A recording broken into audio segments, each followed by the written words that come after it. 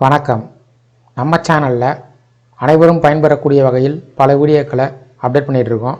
இந்த வீடியோவில் 1/4/2026 முதல் பட்ஜெட் விலை குறையக்கூடிய பொருட்கள் என்ன, விலை உயரக்கூடிய பொருட்கள் என்ன என்பது சார்ந்து விவரங்களை பார்க்கலாம். அதாவது மத்திய பொது பட்ஜெட் மத்திய அமைச்சர் நிர்மலா சீதாராமன் அவர்களால் பிப்ரவரி மாதம் 1ஆம் தேதி ஞாயிற்றுக்கிழமை அன்று தாக்கல் செய்யப்பட்டது.